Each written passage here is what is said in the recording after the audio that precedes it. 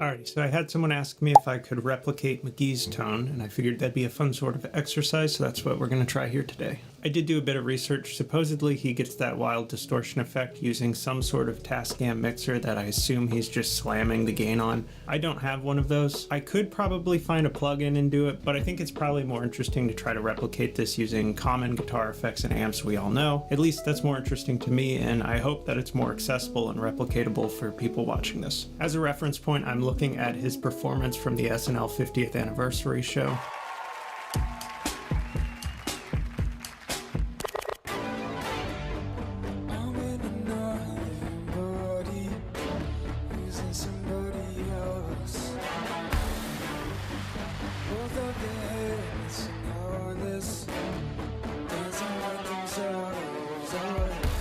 This particular one I found to exemplify some of his playing and a little bit easier to glean some of the details and stuff off of. And just real quick, I'm not trying to claim that the things that I'm playing are the exact things he's playing in the song. This is just kind of what I came up with by watching it pretty quickly here. I think it gets the point across nonetheless.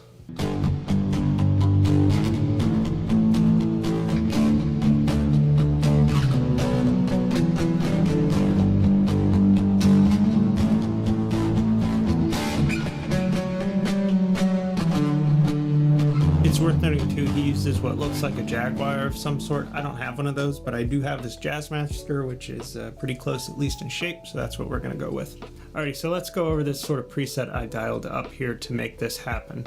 I'm using a software called Bias Effects, which is a VST that does guitar modeling, amps, effects, all sorts of stuff. I really like this software, but let me take you through some of my thought process here. First things first, starting with the amp. When I hear his playing, it has a very bright and chimey sound to it, even though it's kind of distorted and crazy. It made me think AC30, so that was the kind of amp I went with. I pushed the volume in the master here up a little bit to kind of get the amp into that breakup territory.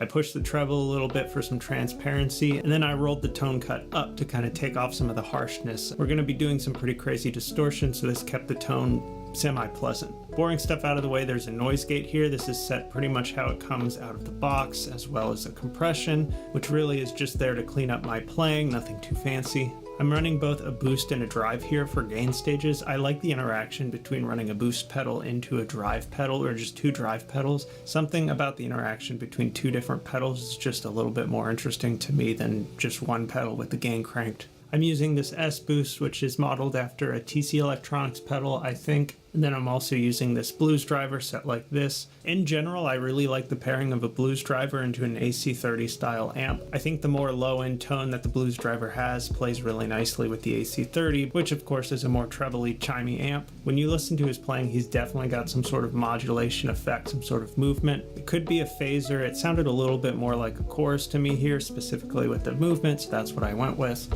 I pushed up the treble a little bit here in the intensity as well as the width so you could really hear the effect. And then at the end of the chain I have just a delay and reverb. The delay is dialed in pretty conservatively. There's not too many repeats to it.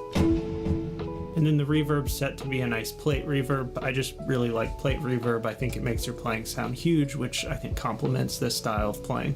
So the one interesting thing I did in this preset and the way I achieved this kind of crazy distorted tone was turning off the cabinet simulation here. This is definitely something that's going to be easier to do within a modeler or some sort of modeling software. You can't just take any old amp pad and run it without a load. But yeah, I think the tone sounds pretty close, at least to my ear. It's not perfect by any means, but overall this was pretty fun. This is definitely a cool sound to start experimenting with, and I'm going to be playing around with this a lot more in the future.